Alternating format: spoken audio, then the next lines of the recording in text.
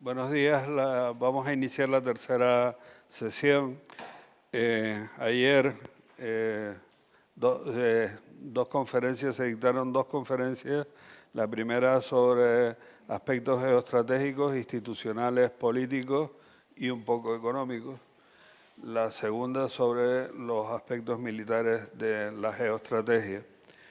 Y hoy vamos a continuar con la tercera conferencia a cargo de doña Ana del Paso Gallego, que la presento brevemente, un resumen de su largo currículum. Es profesora ayudante doctora en la Facultad de Ciencias de la Información de la Universidad Complutense de Madrid, con experiencia docente internacional y en varias universidades españolas. Periodista especializada en conflictos y redactora de Internacional en medios como la agencia EFE, Época, la Gaceta de los Negocios y colaboradora habitual de France 24 Horas, El Mundo, Onda Cero Radio, entre otros. Analista y consultora para la Unión Europea y para Eurocea.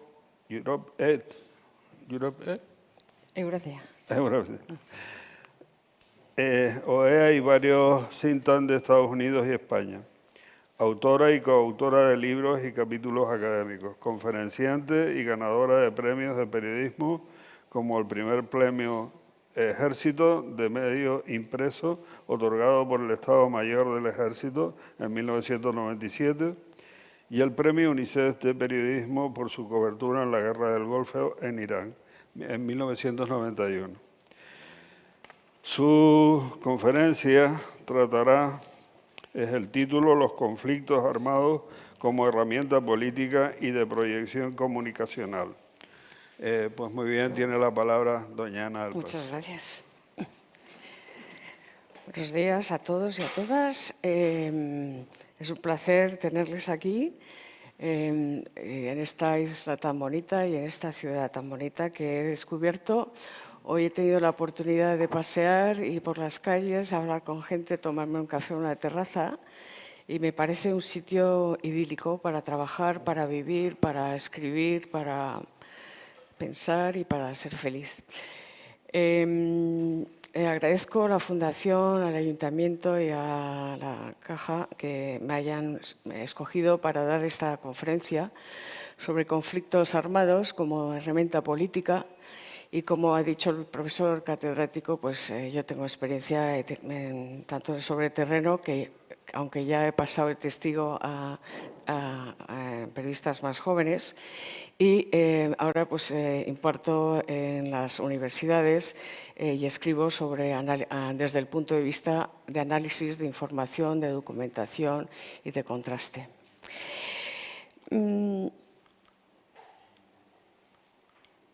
Vivimos una época con el mayor número de conflictos armados activos en el mundo, aun a pesar de tener el mayor número de organismos internacionales aptos para servir de mediadores en las partes. Parece una contradicción, pero es así.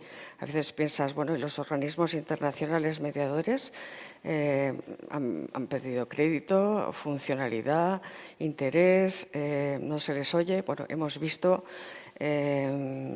sucesos en el Consejo de Seguridad de Naciones Unidas o en la Unión Europea que han intentado parar guerras como en Ucrania, la invasión de Rusia a Ucrania o Gaza y Palestina. Yo lo llamo Palestina, pero puede ser Gaza. Entonces, sin embargo, no han funcionado como mediadores. La guerra sigue siendo una herramienta política de poder, de presión, a veces incluso más potente y más feroz y más eficaz que el soft power, con nuevos modus operandi y soportes de propaganda. Según la Escuela de Cultura de Pau, o Escuela de Cultura de Paz, los conflictos armados los definen como enfrentamientos organizados con fines políticos, sociológicos, económicos o ideológicos, con al menos 100 víctimas anuales y un impacto grave en la sociedad. Según la ONU y el Comité Internacional de la Cruz Roja, del que les explicará mejor mi compañero, define la guerra o conflicto como el derecho internacional humanitario se aplica a situaciones de conflicto armado, un estado de hostilidades de facto que no dependen ni de las partes declaren ni reconozcan la existencia de una guerra. En cuanto al ámbito material de la aplicación, el hecho de que se trate de un conflicto armado, internacional o no internacional, determina en gran medida las normas de derecho internacional humanitario aplicables. Curiosamente, en los artículos, y esto me llama la atención y por eso lo he escrito ahí ad literam, los artículos 2 y 3, los artículos 2 y 3 comunes a los convenios de Ginebra se distingue entre las normas que rigen en el internacional y las normas que rigen en los conflictos no internacionales. Sin embargo, lo que me llama la atención es que el término conflicto armado no está definido en ninguno de estos artículos. Lejos de ser un descuido, la omisión cumple una función importante en la despolitización de la aplicación de los convenios a las situaciones de violencia para los que fueron concebidos. Capitalizada la experiencia, debe pender de nociones tales como declaraciones de guerra. Los redactores optaron por la noción de conflicto armado como catalizador de los convenios para que nunca se convirtiera en el vestigio de una época, sino que fuera un concepto perdurable y más aún en respuesta a los contextos cambiantes para los que se necesitan esos convenios. Desde entonces, la aplicación del derecho internacional humanitario se basa en un análisis fáctico y no solo en el reconocimiento formal de un estado de guerra como parte beligerante. No quiero abrumarles con datos, pero creo que los datos son importantes. Por ejemplo, el año pasado se registraron 37 conflictos armados activos, la cifra más alta desde hace 2 años. El 60% de los conflictos aumentaron su intensidad en el año anterior, en 2023. El año pasado hubo un incremento del 37% en el número de víctimas mortales. Desde 2017, la rivalidad entre grandes potencias ha ido en aumento, poco a poco, intensificándose, por ejemplo, con la invasión rusa en Ucrania desde que tuvo lugar, empezó en 2022. En ese año había 55 conflictos activos, con una duración media de entre 8 y 10 años y 11 años, en comparación con los 33 conflictos de 2012. Es importante, ya decía yo que no quería abrumarles con las cifras, pero para empezar mi discurso necesitamos contextualizar con datos y números. El 77% de los conflictos del año pasado se originaron por disputas políticas, económicas, sociales contra el Estado.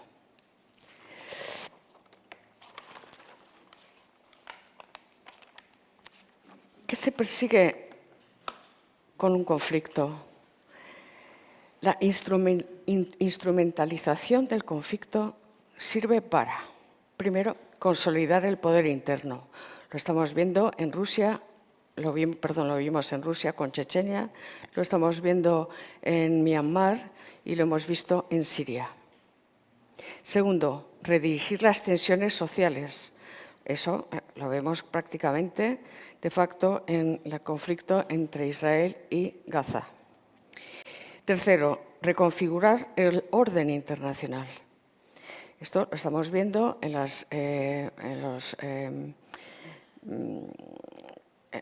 situación entre China y Taiwán, entre Estados Unidos y la China tecnológica y en el conflicto de Rusia y Ucrania.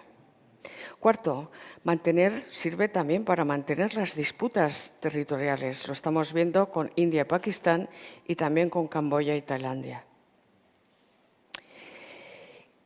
Y todos acaban que por cierto, antes de ayer llegaron a un pacto para un alto el fuego en Tailandia y Camboya. Ya no sé si va a ser mantenido o no. El dominio de los recursos energéticos es otro para que se persigue un conflicto. Quien tiene los conflictos quien tiene las materias primas, el petróleo, el gas, la pesca, las tierras raras, tiene el poder. Dicho esto,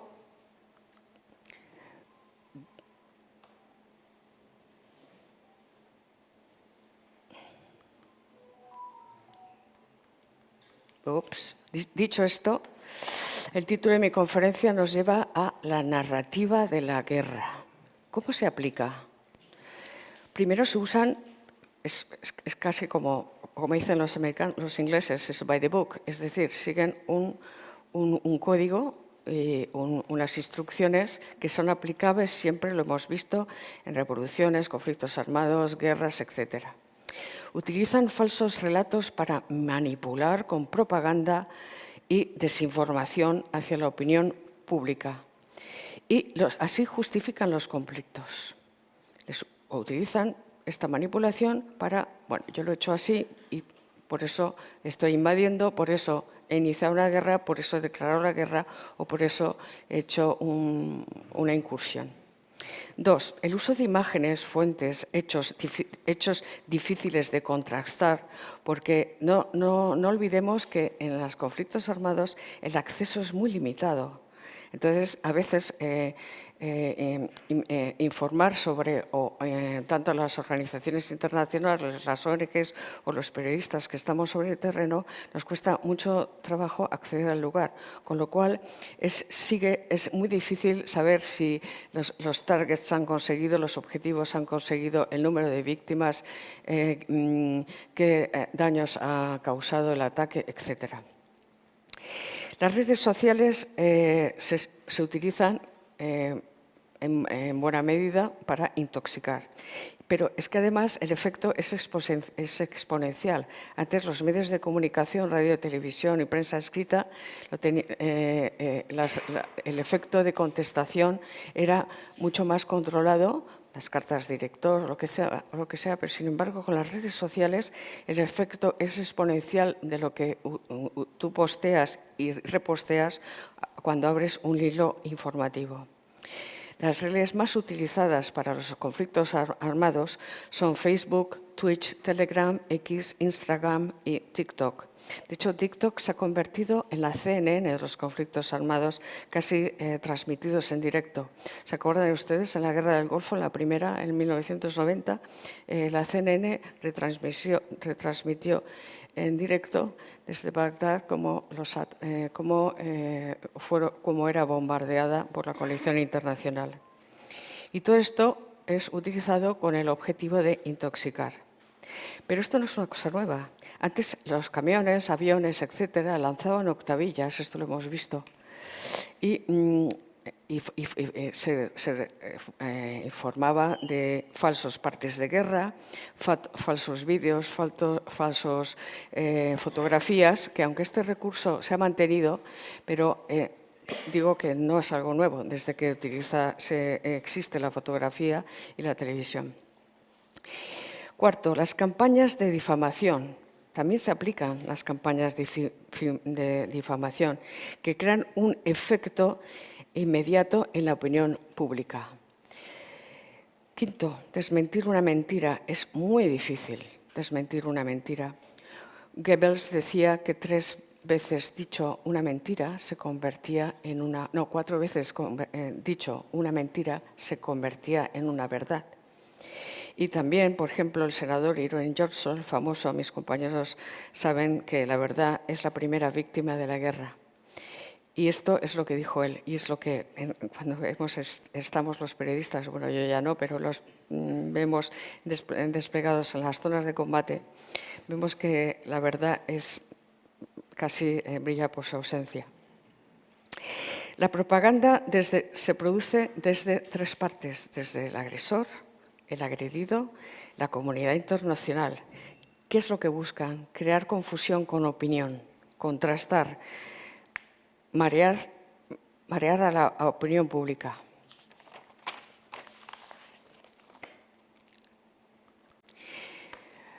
Pero por suerte, tenemos las redes sociales, pero por suerte disponemos de herramientas para controlar los bulos. No son perfectas, yo creo que son pocas de momento, y hasta que no se pueda hacer de una forma más inmediata, tal vez con inteligencia artificial, etcétera, pues estamos muy limitados. Tenemos los verificadores y grupos de medios para combatir la información, la desinformación. No sé si ustedes conocen el International Fact Checking, que es un organismo buenísimo porque puede hacer trabajos magníficos en los que han desmentido mucha palabrería y falsedades. También está Maldita, Boom, Facta, Demagog, Stop Fake o Fox Ukraine. Son algunas de estas verificadores y grupos de medios para combatir la desinformación. Hay que tener en cuenta que el tiempo es oro y en un conflicto armado mucho más. En las primeras 24 horas, que es cuando hay más atención por parte de la opinión pública centrada en ese estallido de conflicto, se pueden llegar a montar hasta 150 bulos. Entonces, claro, la velocidad en la que tú verificas la falsedad o no de ese bulo, de esa noticia, perdón, va mucho más lenta que la generación de bulos. Los ejemplos hemos visto, por ejemplo, los paracaidistas que aterrizaron, los paracaidistas rusos que supuestamente fueron lanzados sobre Ucrania, o el avión ruso abatido por los ucranianos. Esto era en realidad un juego de War Thunder. ¿O se acuerdan ustedes de la explosión en Tianjin, en China, que dijeron que había tenido lugar en Tarragona? Esto fue en el 2015. O que también se utilizaron esas mismas imágenes para decir que Irán había atacado Tel Aviv. Bueno, pues la imagen vale más que mis palabras y caló bastante en la opinión pública. O también, por ejemplo, cuando vimos supuestamente Chernóbil en llamas, era un vídeo para hacer creer que Ucrania había atacado la central nuclear para luego culpar a Rusia. Y ya, pues, bueno, de traca fue, perdone por pero de traca fue la portada del Times con Putin, con media cara de Putin, la otra media cara que era de Hitler. Y decía, The Return of History, How Putin Shattered Europe's Dream. Es decir, Putin, el retorno de la historia, la vuelta de la historia, cómo Putin destroza el sueño de los europeos. Bueno, pues muchísima gente pensó que realmente esa portada del Times, que como no tengo un ordenador portátil, no se lo puedo poner en directo todo lo que estas noticias que les he dicho, estos bulos, pues esa portada del Times, que todos sabemos que hace portadas muy impactantes, pues puso esa portada y muchos pensamos que estaba tan bien hecha que creímos que era auténtica. Y bueno, también recordamos, por ejemplo, los niños muertos en incubadoras en Kuwait, ¿no? ¿Se acuerdan la niña esta que hablaba de que había visto niños muertos sacados de las incubadoras por parte de los militares iraquíes? Pues esto también fue verificado y era falso. O, por ejemplo, el supuesto niño crucificado en Sloviansk no era tal, era una versión dada de una señora que era una prorrusa, que estaba casada con un militante prorruso y que dijo que ella había visto a un niño crucificado en Ucrania y que lo habían hecho los ucranianos en la zona rusa. Se usan imágenes de otros acontecimientos para esconder una realidad. Por ejemplo, los rohingyas en Myanmar, se utilizan imágenes de Ruanda, todo para desenfocar la atención y desenfocar la realidad. ¿Cómo se hace para cambiar la realidad? ¿Cómo se hace? ¿Cómo tienes el tino de hacerlo? Y que no se note, claro. Se mezcla información oficial con bulos que se envían a través de agencias y de televisiones afines. Se seleccionan perfiles concretos con muchos seguidores, claro, e incluso también de influencer, con la credibilidad que tienen, pero la opinión pública no es tan profesional, digámoslo así. Entonces, ellos lo que hacen es retuitear un mensaje concreto y ese mensaje lo vuelven a repetir de forma cerrada, un circuito cerrado. Usan las redes sociales para, como hemos dicho antes, para masificar la información. Usa falsos partes de guerra, acciones de desinformación, acciones de propaganda. Se miente por el número de bajas. Bueno, acuérdense que Putin no hablaba de muertos, se negaba a decir la palabra muertos. No, de hecho, no informaba de soldados muertos caídos en combate. Se miente sobre la situación del frente, de los objetivos alcanzados. Se magnifica la destrucción que se intenta hacer. Por ejemplo, acuérdense cuando cuando Estados Unidos alertó antes de la invasión a Ucrania, Estados Unidos alertó del movimiento de tropas en la frontera en Bielorrusia. ¿Qué decía la versión de los rusos, de Putin? Era que estaban haciendo unas maniobras conjuntas, los rusos con Bielorrusia. Y además, ¿cómo lo engrandeció esto? Diciendo Rusia que Estados Unidos había hecho una conspiración, había lanzado una conspiración para dar a entender al mundo de que Rusia estaba invadiendo Ucrania o que estaban a punto de invadir Ucrania. De hecho, Putin llegó a decir que era una alerta histérica y nadie podía pensar, bueno, nadie, algunos no pensaban que el siguiente paso iba a cruzar la frontera por el norte, pero así pasó. Zelensky, desde 2022, vende otro mensaje completamente distinto, porque tiene que defenderse. Resistencia al pueblo ucraniano, que la invasión rusa pasará en otros países europeos y que necesitan apoyo internacional. Además de que el daño, las consecuencias humanitarias que está teniendo a cabo el conflicto de Rusia con Ucrania son devastadoras.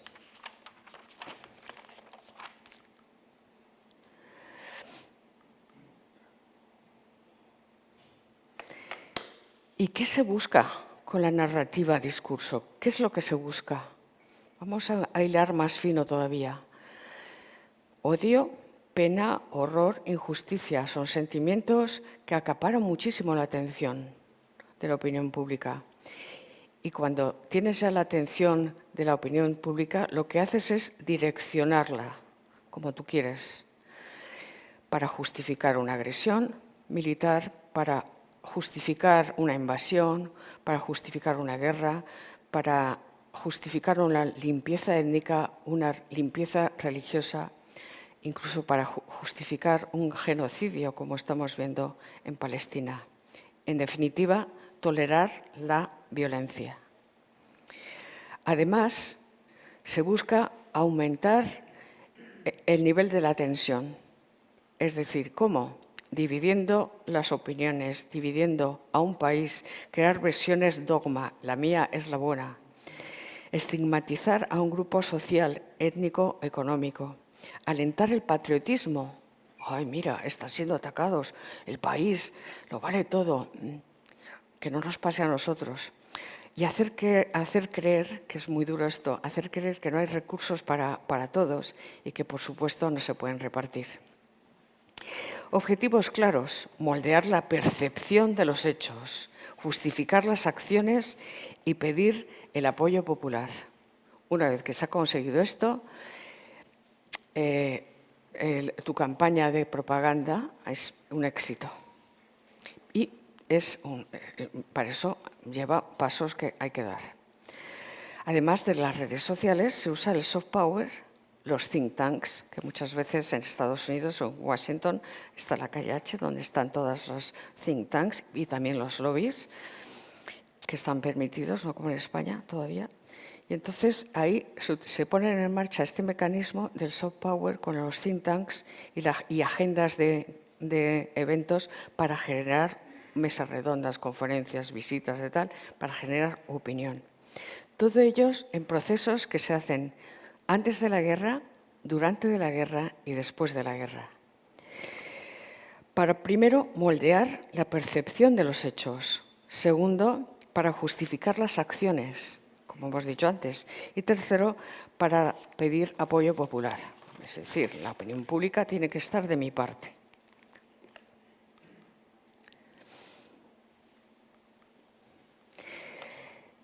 Para todo ello hay que crear un relato convincente. ¿Cómo se crea un relato convincente? Fundamental, hay que ser persuasivo, convincente, capaz de que los hechos den un giro de 180 grados. Lo que era negro ahora va a ser blanco. El mensaje es determinante para que cale y orientarlo hacia un fin. ¿Qué fin? Provocar rechazo de los refugiados, por ejemplo. Justificar que hay que enviar tropas. Justificar que tenemos que tener el arma nuclear. Y justificar un incremento en defensa. ¿Les suena, no? Eficacia. Conseguir héroes. Siempre se buscan héroes. Acuérdense, en la primera parte de la guerra de Ucrania, que la tiene más reciente, siempre se buscaban personificar la guerra con héroes. El que salvó niños de un orfanato, salvó a ancianos de un hospital o de una residencia de mayores, etc. Sacrificios de la patria. Esto es un mensaje. Nos sacrificamos porque no podemos dejar que los malos nos ganen. Sacrificamos porque no podemos tolerar que la facción, que Ucrania se vuelva nazi. Recordar cómo se acabó, se utilizan recursos como el recordar cómo se acaba con sátrapas, dictadores y terroristas. Por ejemplo, se trae a la mente cómo se acabó con Bin Laden, Saddam Hussein, Muammar Gaddafi, Pol Pot, todos genocidas, terroristas y dictadores, como he dicho. El mensaje en Siria fue para acabar con el régimen de Assad, con la violencia sectaria, con el auge del terrorismo, los desplazamientos de población. El mensaje en Gaza es la violencia contra la población, la guerra del hambre, la limpieza étnica, la limpieza religiosa, la demolición de Gaza, las tensiones políticas y religiosas. El mensaje en Irak y en Afganistán, después del 11S, la lucha contra el terrorismo de Daesh justificó esa intervención de Estados Unidos en ambos países. Las consecuencias,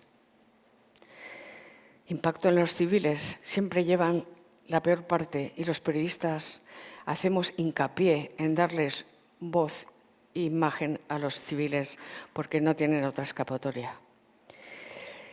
Se crea una inestabilidad regional, auge del extremismo y de nuevos grupos terroristas.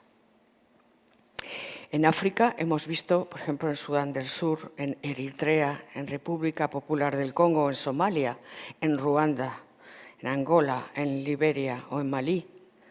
Pero por citar algunos países, Malí por citar a Sahel, Magreb, es la narrativa de la violencia étnica. Ese es el mensaje que utiliza.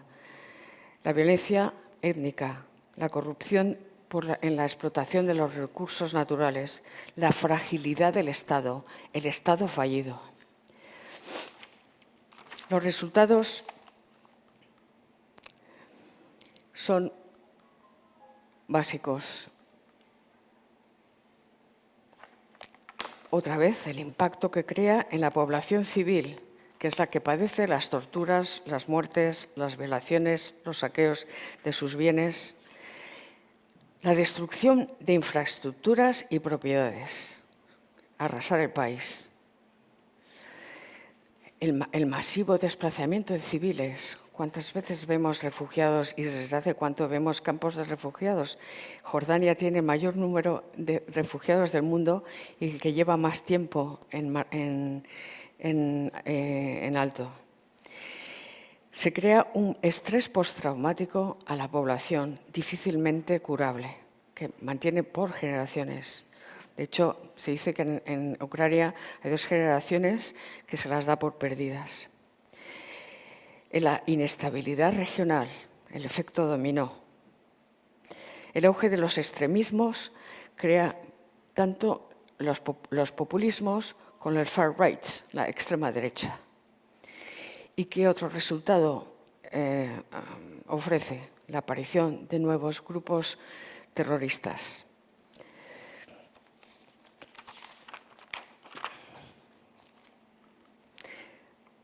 Pero la narrativa no es igual para todos los casos, claro, hay que adaptarla.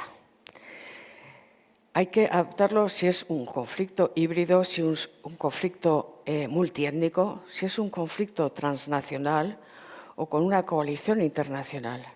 Si esa coalición es la OTAN, es la Unión Europea, está auspiciado por la ONU o otras organizaciones internacionales y lo que mencionamos antes. Hay que elegir la justificación de la violencia. Se explican las razones de la guerra, por qué se ha iniciado esa guerra.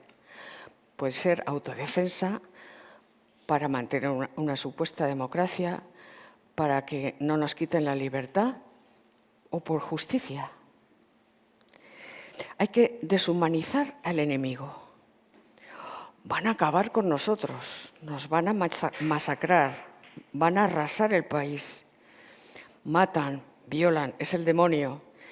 No respetan los derechos humanos, amenazan la existencia del país. Nos van a aniquilar. Eso es un mensaje que se ve siempre en todos los conflictos armados.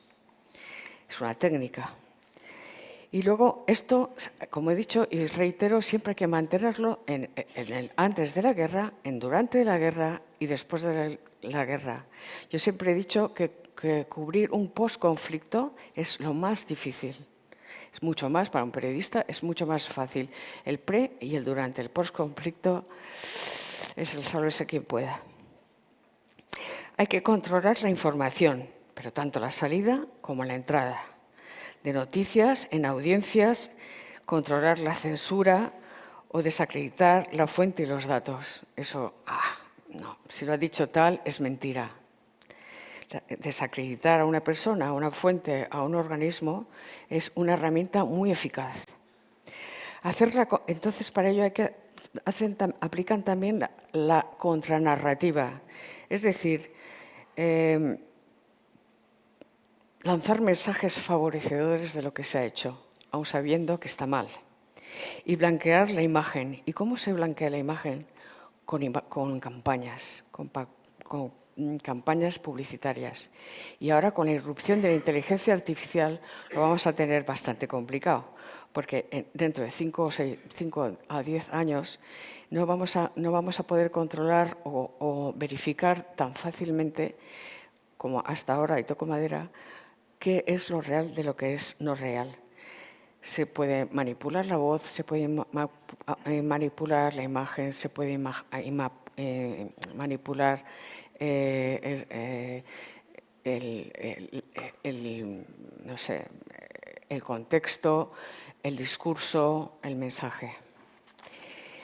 En fin, en cuanto a nosotros, ¿qué podemos hacer nosotros? Bueno, pues nosotros como opinión pública y como profesionales, pero en la mayoría con la opinión pública, tenemos que tomar medidas. ¿Qué medidas? Pues, por ejemplo, nunca creer en la primera versión, es decir, hold, es decir, mantenerse un poco a la distancia y decir, un momento, vamos a ver qué es lo que ha pasado, dónde, cómo y por qué. Y, sobre todo, analizar lo que hay detrás, porque si no contextualizamos lo que se está dando detrás, no vamos a entender el mensaje y nos van a confundir. Y ser, sobre todo, conscientes de nuestros actos, en donde nos informamos, de quién nos inspiramos y qué es lo que nos creemos y cómo manejamos las redes sociales, porque nosotros mismos, retuiteando un bulo, hacemos muchísimo daño, aunque seamos civiles de a pie. y, sobre todo, evitar la violencia en su más amplio sentido.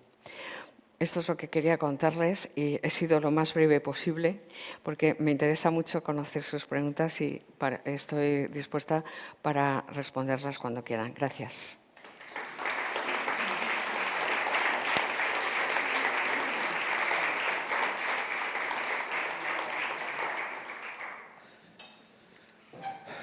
Bien, pues comenzamos. Tienen ustedes ahora la palabra y les ruego, por favor, que las intervenciones sean breves para que puedan darse la mayor cantidad de intervenciones posible. Sí, adelante, por favor. Bueno, pues salud a todas la ciudadanía presente. Mi primera pregunta es muy sencilla. Hablaste de la China tecnológica. Ya no es la República Popular China que era comunista.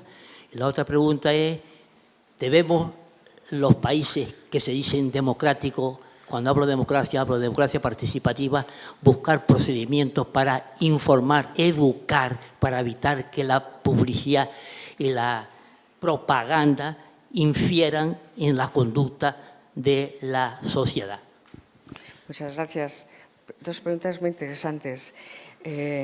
Como dijo ayer el coronel Pablo Santayana, la superioridad tecnológica de China es una herramienta de guerra, de paz, pero sobre todo de guerra.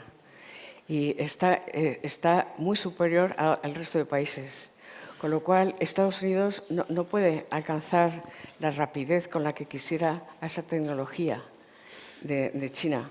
Entonces, ¿qué pasa? Que el discurso que pueden lanzar es bastante más peligroso, puesto que puede llegar más lejos. Lo hace más rápido y luego con muchos medios de comunicación, como nos enseñó ayer el coronel, de los que la mayoría no conocemos, y bueno, también nos lo enseñó Josep Borrell. Hay muchísimas startups, muchas empresas chinas de las que no conocemos y que la mayoría, como decían ayer, son desconocidas para nosotros, pero que llevan años trabajando con inteligencia artificial y con redes sociales, etcétera, con las TECs para emitir y difundir información y mensajes. Es normal. Antes el soft power en Estados Unidos se creó, Hollywood y tal. Nos querían hacer creer todos los beneficios y las maravillas del capitalismo. Eso era otra herramienta. Y con respecto a lo segundo, sí, hay un periodismo de prevención. Hay muchos periodistas hay muchos periodistas que se dedican al periodismo de prevención, es decir, a informar, a escribir, a hacer reportajes sobre qué medidas se pueden tomar para evitar los conflictos armados. Pero no lo hacemos solo los periodistas, lo hacen organizaciones internacionales, organizaciones no gubernamentales, es decir, hay infinidad de organismos.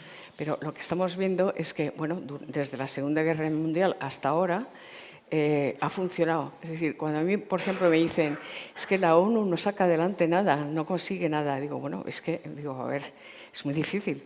Pero además, el Consejo de Seguridad de Naciones Unidas, formado por 5 países, los que ganaron la Segunda Guerra Mundial, está dividido. Ahora está dividido. Hay 2 facciones. Y entonces es muy difícil que, la ONU es muy difícil que llegue a acuerdos, pero si no existiera la ONU sería mucho peor. Es decir, la cantidad de conflictos armados, genocidios, etcétera, que ha evitado la ONU ya merece su existencia. Puede ser mejor o peor, puede ser perfecta o no perfecta, pero bueno, hacen lo que pueden. No los justifique, porque yo he tenido muchas discusiones con la ONU, muchísimas, y me he enfrentado, pero sería peor si no existiera. Y con otros hay montones de organismos, ASEAN, los BRICS, Parlamento Europeo, la Comisión Europea, la Unión Europea, es decir, todos llevan a negociaciones que no sirven para mucho. Bueno, sería mejor que existan que no existan. Y bueno, se trabaja mucho en la información de prevención de guerras, pero Por supuesto, siempre hay intereses económicos que para mí, desde mi punto de vista, son el actor común de todas ellas. Es decir, el brote de estos conflictos armados suele ser razones económicas. Me siento. Si quieres, vamos. Donde te sientas más cómodo. Me dice que me siente. Bueno, igual. Ay, pero es que entonces no les veo. ¿Alguna otra pregunta? Perdón. Sí. Vamos a ver. Se me oye bien. Buenos días. Por lo que acabo de oír, más lo que yo ya vengo trabajado, me hubiese gustado preguntarle ayer también al coronel Santayana. Pardo de Santayana. Podemos aprovechar que está aquí. Efectivamente, por eso lo hago. Podríamos decir que la ONU, que está mantenida supuestamente por todos los componentes, el dinero no llueve del cielo, luego lo pagamos los contribuyentes. ¿Quién controla al controlador? ¿Quién controla al controlador? Sí, la ONU controla. Hay organismos como la OTAN, la Unión Europea y tal, supuestamente todos pagados con nuestros impuestos y algunas empresas y multinacionales. Pero ¿quién controla que realmente el fin para el que fueron creados, que en el 45 se pensó que nunca más volvería a pasar esto, la vergüenza de lo que está pasando hoy en día en Gaza y en otros muchos sitios? No hay nadie que controle lo que está pasando en esos organismos internacionales con ese dinero. Yo le pregunto a usted, ¿por qué combina las organizaciones internacionales gubernamentales, no gubernamentales, con las multinacionales? Porque, por lo que tengo entendido, se subvencionan no solo con los impuestos que pagan, o sea, con lo que da cada país en un porcentaje determinado de su participación en la ONU, sino que también hay determinadas empresas que aportan capital para mantener toda esa infraestructura. No hay más que ver la cantidad de asistentes a las asambleas, cómo se mantiene todo eso. ¿Usted cree que las multinacionales... No, se lo pregunto. No sé. Lo pregunto. A ver, es que aquí hay una mezcla de conceptos que no casa. Pues alúmbreme usted, por favor. Lo que yo sí quiero decir, y le agradezco también la pregunta, es que ¿quién controla la OTAN? ¿Quién controla la ONU? ¿Quién controla la Unión Europea? Los miembros. Los miembros. Estadística se hace a final de año. A ver, ¿me deja terminar? Sí, gracias. por favor. Hay una serie de reglamentos, hay una serie de herramientas, hay una serie de consejos que se celebran con una serie de periodicidad en la que se supone que se pone negro sobre blanco. Que no es perfecta, no es perfecta.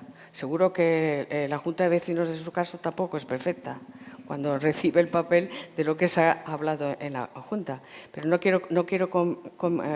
quiero mezclar una Junta de Vecinos con la ONU, porque sería simplificar demasiado las cosas. Pero controlar, se autocontrolan. Y luego la opinión pública y todos los países tienen el derecho de poder criticar a la ONU, a la OTAN, a la Unión Europea y todo. Yo creo que el ciudadano de pie teníamos tanta fe en esos organismos internacionales que nos creíamos todo. Y cuando hemos visto lo que pasa con los derechos humanos en determinados países, la verdad es que a mí se me ha venido abajo el esquema que tenía como ciudadana de a pie, que es que no lo entiendo. A ver, le voy a decir una cosa. Yo he cubierto las 5 guerras balcánicas y he estado 6 veces en Afganistán. Más que eso, ¿sabe lo que más me duele? Dígame. Ver representantes de la ONU hacer cosas que no tienen que hacer, como visitar, por ejemplo, no sé, salas le entiendo. Entonces, eso me molesta más. Eso es personificar, es decir, que en un cesto, o sea, porque haya una oveja negra no quiere decir que todas las ovejas sean negras, pero es decir, entiendo su enfado lo entiendo. Yo también, pero también le puedo decir, yo no trabajo para la ONU, yo trabajo para la Complutense. Ya le he dicho que he tenido muchos enfrentamientos que no se puede hacer usted la idea, porque no me han dejado acceder, porque no he podido entrar a los campos de refugiados, porque no me han dejado ir por un sitio, porque no me dejaban ver cómo se intercambiaba, el intercambio de prisioneros, porque no me han dejado ver cómo se entregaban armamento. Entonces, entiendo su cabreo, pero es que el mío, intentando trabajar sobre el terreno y venían los cascos azules o con el casco blanco de las Naciones Unidas, pues es bastante lamentable. Pero le digo, ¿quién los controla? Peor sería si no hubiera... Perdone, vamos a cambiar para no... Muchas gracias por la contestación, aunque creo que cada vez nos lo pone más difícil al ciudadano de a pie el entender lo que está pasando. Por favor.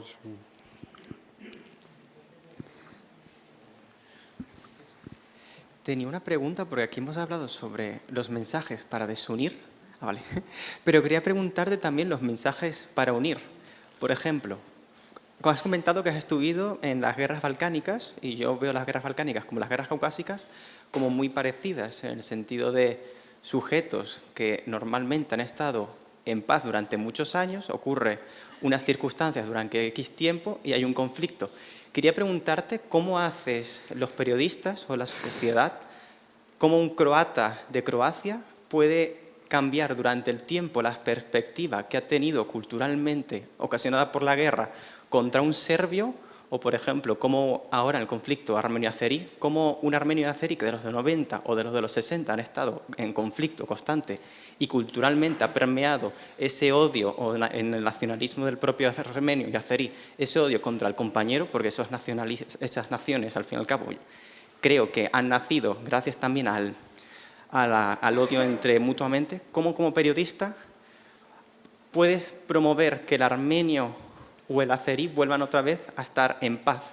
¿O cuánto puede tardar en sanar esas heridas? Eso es maravilloso. Vamos a ver.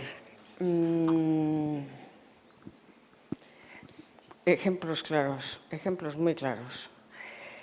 En Afganistán, al país al que no pienso volver, porque no me apetece tener que estar sometida a los talibanes, y menos con un burka, porque ya dejé los burkas, no sé, en algún trastero de alguna casa. Pero, es decir, cuando tomaron el poder, cuando volvieron a tomar el poder los talibanes en Afganistán, las minorías étnicas, los yahidíes, etcétera, más luego todos los que se sintieron, consideraban colaboracionistas con la coalición internacional y con Estados Unidos, lo pasaron bastante mal. De hecho, acuérdate de todos los que intentaron salir del país, que se subían a los aviones y que no podían porque se caían las alas, evidentemente, o se quemaban con el motor o eran expulsados por un motor, pero salían desde el aeropuerto de Kabul desesperados porque sabían que les iban a pasar por la navaja. Entonces, porque eran identificados, les habían visto trabajar como traductores, como fixer o como en tema de servicios. Entonces, sabían que les llamaban los colaboracionistas. Entonces, no querían, sabían que iban a pasar a morir. Entonces, muchos de ellos no pudieron salir. Acabó el 30 de agosto. El deadline para que los talibanes tomaran definitivamente el país. ¿Y qué pasó? Pues que muchos intentaron salir desde Irán, incluso desde Irán, que es dificilísimo. Salir desde Afganistán por Irán es dificilísimo. Pakistán había cerrado la frontera y otros intentaron salir desde el norte. Entonces, los que siempre pierden una guerra, siempre tienen que llevar siempre llevan la peor parte y desde luego se cobran los vencedores se lo cobran. Imagínate todo lo que han hecho. No sabemos ni la mitad de la media. O sea, a mí me gustaría saber las violaciones, los saqueos de las casas, el movimiento masivo de población en Afganistán, todavía no lo tenemos. Esa información a día de hoy no la tenemos. Está súper clasificada. Y con respecto a las 5 guerras balcánicas, pasó algo, sobre todo, por ejemplo, con los bosnios. Cuando los croatas o los serbios tomaron sus zonas, se hicieron con sus casas, se hicieron con su ganado y se hicieron con sus automóviles, pero sobre todo con sus casas. Y se acabó la guerra, se firmaron los acuerdos de paz, quisieron volver y no se atrevían. No se atrevían. O sea, tú vas al invasor, le vas a decir, oye, deja mi casa libre que era mía. No. O sea, y yo creo que con Afganistán, o sea, con Ucrania va a pasar lo mismo. Yo lo he visto en Centroamérica, también lo he visto. Entonces, bueno, pues, ¿cómo puedes hacer esto? Tienen que pasar generaciones. Generaciones para perdonar, generaciones para... bueno, ya pasó, eso quedó muy atrás. Casi una generación de abuelo a nieto. No sé si tú tienes algún abuelo que pasó la guerra civil, pero bueno, pues la guerra civil española, aquello quedó muy lejos, pero queda mella todavía. Entonces, bueno, pues eso, pero sobre todo a mí lo que más me preocupa es el estrés postraumático de la gente, que siempre pensamos, bueno, muertos, heridos, o sea, las víctimas, que son muertos o heridos. Y también pensamos en lo que se ha saqueado, en la destrucción. Pero el daño mental... Yo he estado en el Walter Reed, un hospital en Washington, donde hay militares que vienen de las guerras, de todas las guerras en las que están, de Irak, Afganistán, etcétera, las tienen ahí. Hay muchos destrozados, el cuerpo absolutamente destrozado, y ahí se intentan rehabilitar y coger el ritmo y normalizar su vida y curar. Lo más difícil, me contaban los psiquiatras, era la parte mental. Es decir, el estrés postraumático, y estoy hablando de un militar, es muy difícil de curar. Imagínate el estrés postraumático de un ciudadano, de una abuela, de un niño. Bueno, los de Afganistán, los niños de Gaza, van a quedar marcados por generaciones. Porque, o sea, pero es que además, como hablaba ayer el otro día con Alberto, es decir, nosotros, los que trabajamos en organizaciones internacionales o en organizaciones gubernamentales o periodistas, etcétera, vamos, pero sabemos que salimos y que volvemos a nuestra casa. Pero los que padecen la guerra, in situ, no tienen escapatoria. Y volver ahí, y ver destrozada tu casa, ver que no tienes familiares, muchos no retornan y, por supuesto, no retornan al país y, por supuesto, tampoco se les permite, porque saben que van a ser ahorcados o se les va a pasar por el cuchillo. ¿Entiendes? Entonces, bueno, pues ahí, por ejemplo, cuando vienen los refugiados, cuando vienen inmigrantes aquí, yo muchas veces lo pienso, dije, los que se cruzan el desierto del Sáhara a pie, es decir, que tardan 3 años para conseguir, pasan de un trabajo, violaciones, etc., porque, oye, las mujeres son violadas, pero también los hombres. No se habla, parece tabú. Pero yo es un tema que he investigado. Entonces, cuando vienen aquí es que vienen destrozados, vienen que se les va la olla. Entonces, bueno, pues son consecuencias de las crisis económicas, o sea, de los conflictos armados potencialmente. Porque el grado de violencia es multiplicador, es impresionante, es intolerable, se te queda aquí. Y de repente vienen flashes que recuerdas los momentos, pero se te queda aquí. Por mucho que intentes borrarlo, ¿sabes? Esa sensación de alerta, dices, pero ¿qué me pasa a mí? ¿Estoy idiota? Pero si estoy en España, no sé qué, eso me pasó, pasa a todos los periodistas que hemos cubierto conflictos armados. Es decir, a ver, yo no quiero hablar de esto ahora, ¿no? Porque yo no me considero corresponsal de guerra, pero desde luego esas alertas, dices, pero bueno, si estoy en España, por favor, tranquila, ¿sabes? Es muy difícil curar esto. Muy bien, ¿alguna pregunta, intervención? Sí.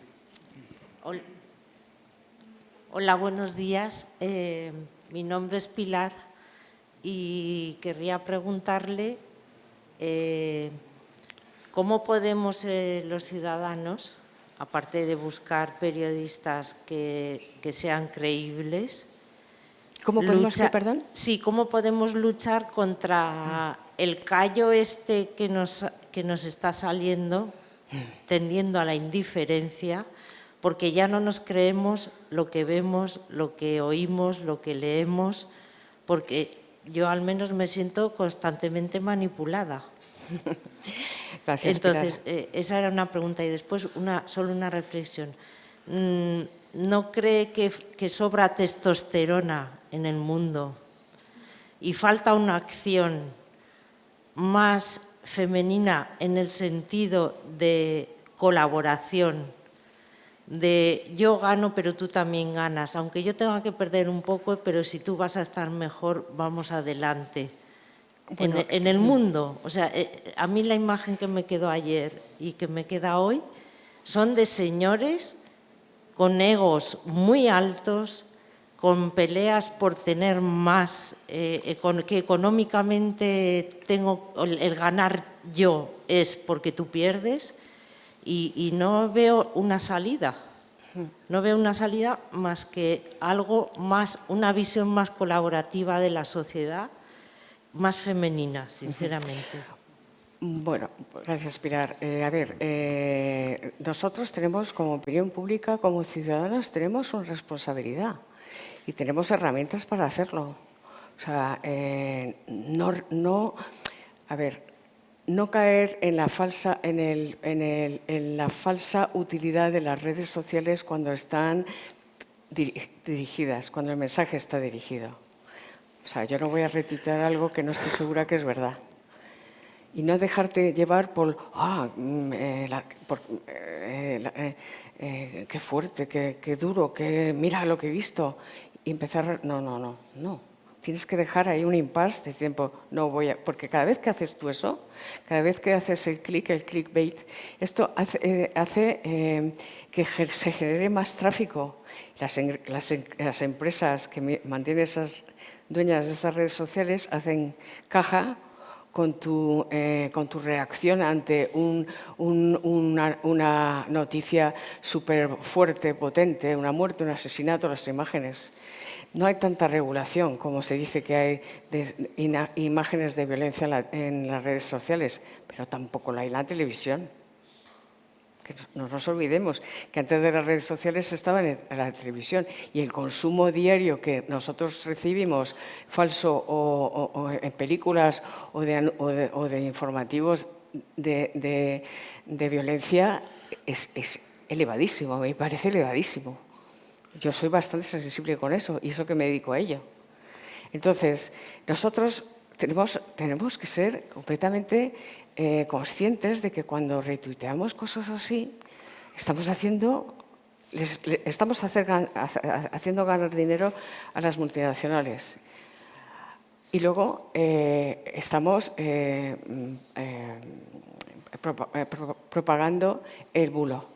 Y segundo, por eso antes de creerte algo, piénsalo. Y luego, cuando no estés seguro de algo, estas herramientas verificadoras, antes estaba Neutral, pero tú te metes tú metes la noticia, en Google se puede verificar fácilmente, oye, ¿esto es verdad? No. Y si te pone que es fake, ya sabes que no vas a pasar por el aro.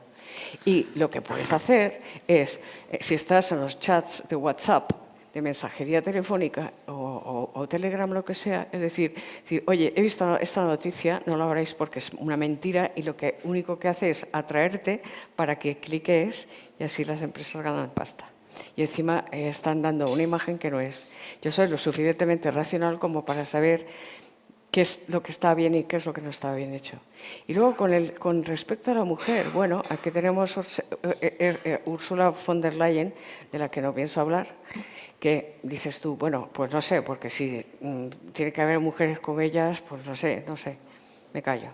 Pero sí, que tiene que haber más mujeres en organismos internacionales, y que todavía que tenemos que romper el techo de cristal, no me voy a cansar de decirlo, claro que sí, pero bueno, pues Ahora tenemos la sucesora el sucesor de Borrell es una mujer y es bastante buena, es una crack.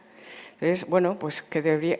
Yo lo que sí que echo de menos es una cosa, que haya más mujeres que se tiren que se presenten a elecciones, que tengan el arrojo de decir yo quiero, o sea, yo soy suficientemente buena como para, y creo que puedo hacer un buen trabajo para presentarme a las elecciones. En España no tenemos ninguna mujer presidente todavía, espero verla, espero morirme viendo alguna, porque ya va tocando, estamos en el siglo XXI. Pero eso tampoco, o sea, no estoy yo muy, o sea, yo no hago aquí una diferencia de género, de que si hubiera más mujeres la cosa sería distinta. Porque yo he visto verdaderas atrocidades llevadas a cabo por mujeres en zonas de combate. Que se me han puesto los pelos de punta. Y digo, ¡puf! Y a lo mejor pueden ser más duras que los hombres, aun siendo madres e hijas o abuelas. Entonces, bueno, pues no podemos generalizar. A ver, más, no sé quién va antes y quién va después. Sí. Yo tenía dos preguntas. Se ha hablado en la conferencia sobre los diferentes desafíos a los que se enfrentan los periodistas para informar sobre los conflictos armados, pero me gustaría saber, en primer lugar, cuáles son los principales desafíos éticos a los que se enfrentan los periodistas de guerra estando en el terreno, y luego, en general, los desafíos a los que se enfrentan las mujeres que son corresponsales en el terreno. A ver, el desafío étnico depende de cuál sea tu etnia. Ético. Ah, ético. Uy, había entendido étnicos. ¿Cómo vales? Muchos. La limitación de dar detalles, de algo, de un ataque. Hablaba el otro día con un compañero, pues, si ves que una bomba o un misil no ha alcanzado un objetivo, no puedes salir tú diciendo, es que he errado por 100 metros. Claro, el siguiente corriges la mira y zaca. No, eso es un desafío. Luego, desafío, hay muchas veces que tienes información que no puedes dar, porque afecta a la seguridad de la población. Y yo, desde luego, Kapuczynski, en Angola, es un ejemplo. Tenía una exclusiva, de hecho era, sí, una exclusiva internacional, él no la dio. ¿Por qué? Porque haber informado su periódico polaco de esa información hubiera cambiado la dirección del conflicto, 180 grados. Entonces, luego, tenemos que autocensurarnos, yo lo digo claramente, con las imágenes. No puedes, o sea, está el respeto, la dignidad de la persona. Yo no hago fotografías de machacados, no la quiero ni siquiera en mi cámara, es decir, o sea, pero cuando yo he dejado la información sobre el terreno hace tiempo, pero es decir, esos son, y luego por supuesto, la presión que tenemos desde las redacciones en Madrid o donde sean, desde donde esté tu redacción, para informar de una cosa cuando no es así, pues ahí te la juegas, pero es tu dignidad. Y pues mira, yo no voy a dar esta versión porque, en fin, el salario no da para todo. O sea, no me vas a comprar para que yo dé una versión. Y luego, por ejemplo, si estás en un sitio y no te dejan informar, siempre, y esto es importantísimo, tienes que informar en el contexto, en las circunstancias y en la situación en la que te encuentras para no poder hacer más. Es decir, yo estoy en este sitio, pero no me permiten acceder al otro lado porque como periodista, para ejercer mis derechos y mi trabajo de información, con lo cual solo les puedo dar la perspectiva esta, no aquella, aunque yo quisiera. O cuando la pregunta de tal no me ha querido contestar. Es decir, lo dejas bien claro para que la gente diga, joder, ella lo ha intentado, pero está muy limitada. Pues eso se llama contextualizar. Y bueno, pues hay muchos más. Sobre todo, no perder el respeto a la población civil. Porque, ya te digo, para mí es lo más importante. Y la dignidad de la persona hay que respetarla por encima de todo. Yo no gano haciendo ahí, no me gusta hacer periodismo amarillo, sensacionalista, de la crudeza, porque ya es cruda la propia realidad como para que yo encima trafique con ella, ¿sabes? Bien, hay más preguntas, sí. Sí.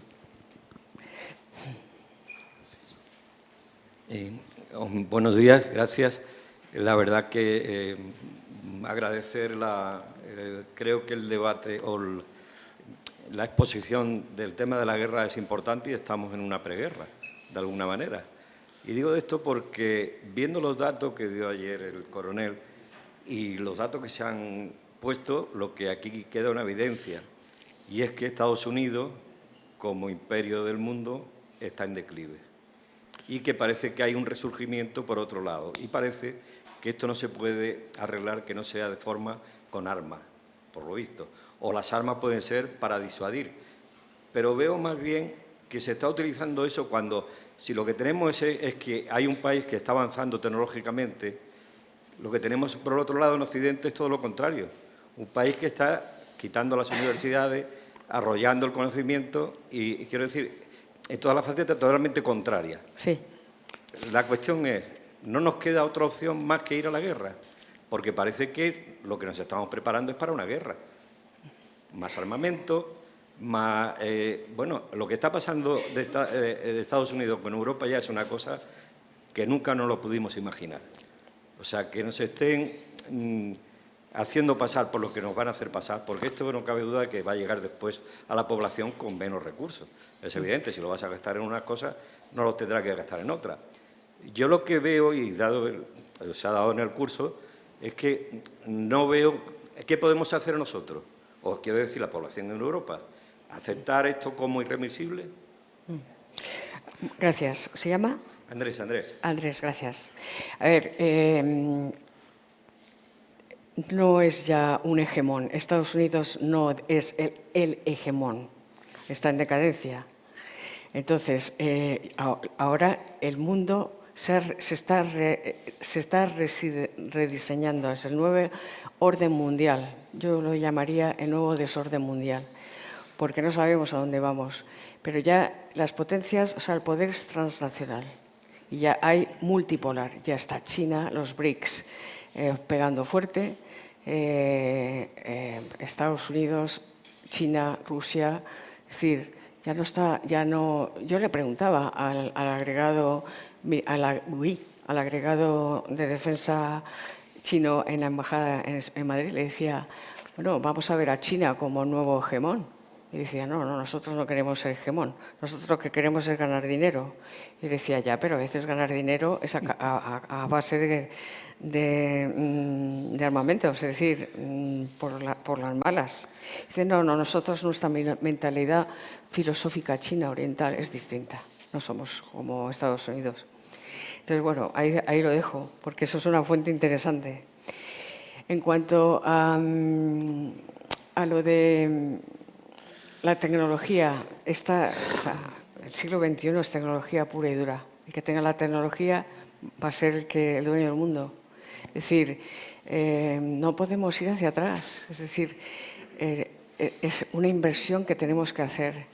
Y yo estoy hablando de tecnología, no estoy hablando de armamento. Pero están diciendo constantemente bueno, dicen que para 2030 puede haber un conflicto más fuerte. Bueno, hombre, no sé, si nos están diciendo que hay que aumentar e incrementar el presupuesto de defensa, que hay que comprar armamento. Yo he estado viajando a los países, a Eslovenia, y he estado viajando a Finlandia. Allí los ciudadanos, bueno, lo tienen asumido que tienen que o sea, que tienen que tener la bolsa y el búnker abajo, pero no tienen asumido que mañana vayan a ser invadidos. Sin embargo, es la retórica, es la narrativa que se está moviendo, que se está manejando. y que detrás de eso está la industria de defensa, está la industria de tecnología, están las inversiones, las grandes empresas. Entonces, yo no tengo la bola mágica, me gustaría saberlo, pero ¿qué puede pasar de aquí a 5 años? Bueno, hemos pasado momentos peores, la Guerra Fría, la crisis de los misiles de Cuba. Es decir, Estados Unidos y Rusia han estado a esto de estallar y de enfrentarnos. Pero yo creo que que Rusia sin China no va a hacer nada. Entonces, porque no tiene recursos, no tiene recursos de ningún tipo. Entonces, mientras eso esté ahí, el balance está tranquilo. Ya veremos qué pasa. A ver, últimas preguntas, sí.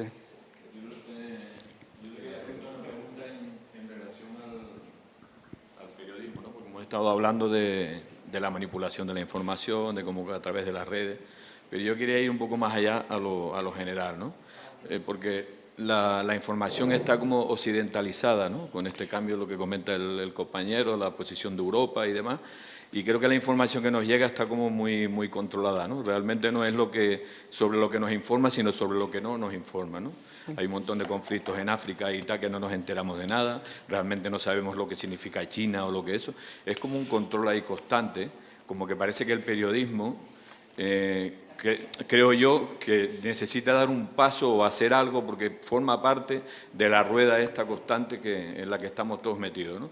Y a la hora de los ciudadanos a nivel personal de querer informarnos, las limitaciones son, independientemente de los bulos y de la manipulación. La pregunta concreta es, ¿hay posibilidades de que el periodismo se posicione, de que volvamos otra vez a un periodismo independiente y que de verdad tengan esa capacidad de informarnos? Esa pregunta se lo diría yo, lo siento, me vas a matar, al director informativo de Televisión Española. ¿Se la dejamos para después? Sí, espero. Me vas a matar. A ver, vamos a ver. Vamos a ver, ¿cómo empezamos? Nosotros...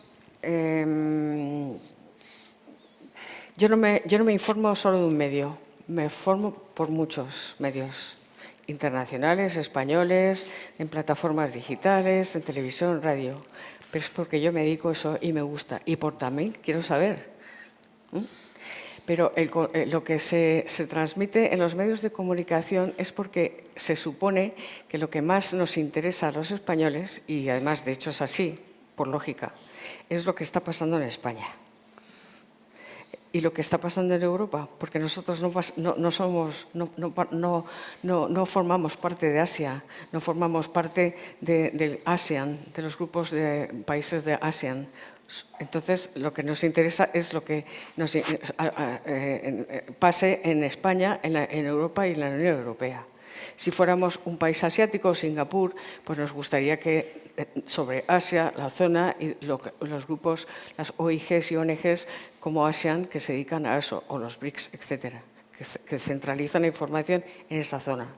Entonces, como a mí me interesa más la información nacional, no me interesa nada, me interesa más la información internacional, porque creo que nos va en ello la vida, pues lo que hago es diversificar las fuentes de información. Que yo quisiera que todos los días abrir un periódico o un informativo con una información de internacional, claro. Yo sí echo de menos más información internacional en los medios, pero también es muy cara. Aunque los precios de satélite han bajado, las retransmisiones de satélite han bajado, si se fija, los que están cubriendo zonas en conflicto, zonas o corresponsales incluso, son freelance. Voy a sacar dos cosas. Primero, la agencia EFE de El Cairo, donde yo estuve destinada como corresponsal. Ahora, los corresponsales que viven allí, o sea, que son españoles, que se consideran, se les paga como locales, se les paga 600 euros al mes, ¿le parece? No, $1.000 al mes. ¿Le parece normal? No, están mal pagados. Se ajustan mucho los precios para enviar a una persona a un conflicto armado porque las guerras son muy caras, carísimas. Transporte, los precios de los hoteles se disparan, la seguridad los seguros de vida son carísimos, o sea, los precios se disparan. Entonces, tiramos del pobre freelance que le pagamos los duros, desgraciadamente, y que me parece fatal. Espero que este tema se trate luego en la mesa redonda, porque me parece muy interesante. Y luego, pues eso, estamos abaratando la información. Entonces, tenemos a ese freelance que para conseguir algo, cubrir gastos del mes, tiene que trabajar para 15 medios de comunicación dando la misma noticia. Entonces, bueno, ¿qué podemos hacer? Pues informarnos de todo lo que podemos, esperar que los medios de comunicación españoles evolucionen hacia lo que hacen otras televisiones, otros medios de comunicación más internacionales, que no voy a citar ninguno, prensa escrita, etcétera, en donde hay más abanico y se cubre más de temas internacionales. Porque, como usted dice, a mí me gustaría saber lo que pasa en el Magreb, porque es que Marruecos está ahí. Malí está ahí, Argelia, las primaveras árabes. Solo se informó de eso cuando las primaveras árabes. Luego, si te he visto, no me acuerdo. O sea, por eso decía yo antes que el posconflicto es tan importante. Y hay que informar del posconflicto. Porque nosotros, se acaba la guerra y ya no se sabe más. Hombre, ¿no? Pero, claro, también las empresas privadas y las empresas públicas tienen unos gastos limitados y también no quieren perder dinero. Y, bueno, pues, ¿qué quieres tú hacer una información personificada? Pues búscate la vida. Eso es lo que yo veo. Bien, pues, última pregunta, breve. Perdone, pero es que teníamos fijado a las 11:15, perdone.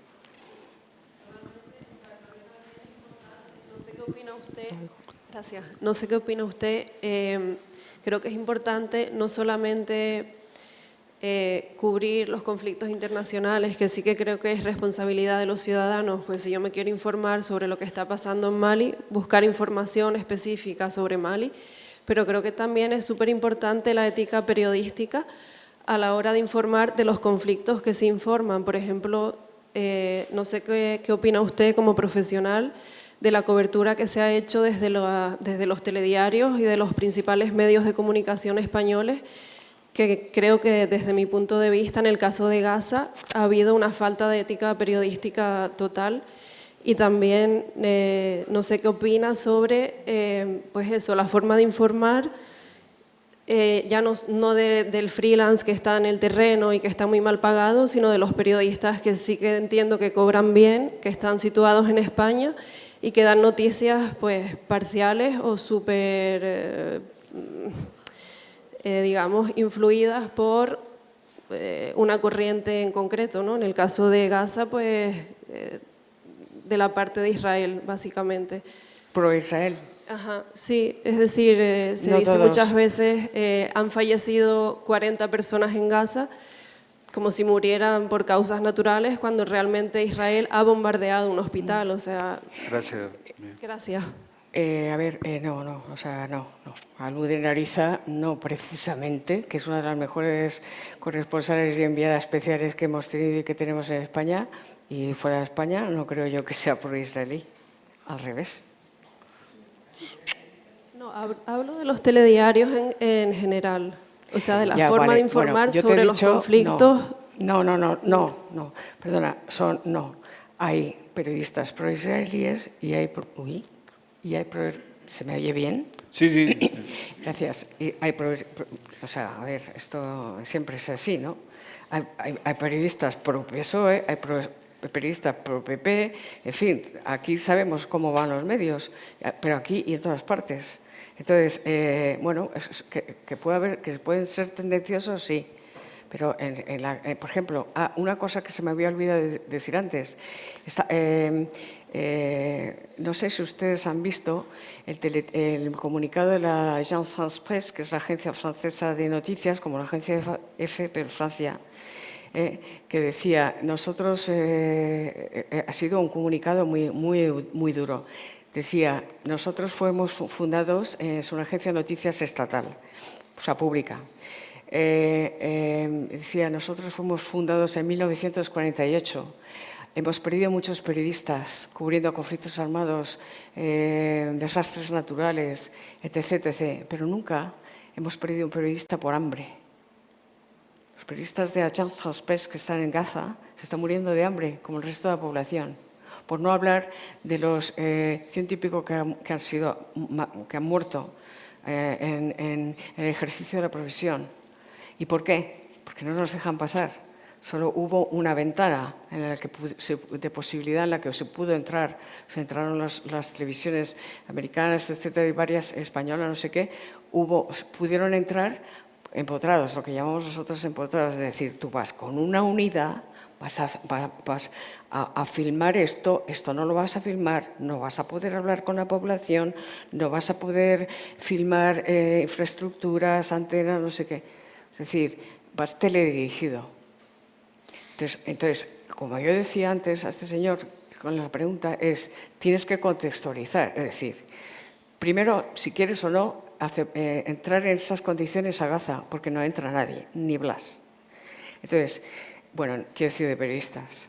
Entonces, hay que decirlo, hay que decir, yo he entrado con una unidad militar a Gaza, israelí, cuya acceso a la información ha sido muy limitada, cuyos movimientos me han sido limitados y que he ido a los sitios donde ellos han querido. No he podido ejercer libremente mi profesión, pero esto es lo que yo puedo ofrecer. Entonces, ¿eso lo aceptas o no lo aceptas? Hay muchos periodistas que no lo aceptaron. Hay otros periodistas que sí, pero no es una decisión personal, es una decisión del medio de comunicación y no todos fueron invitados.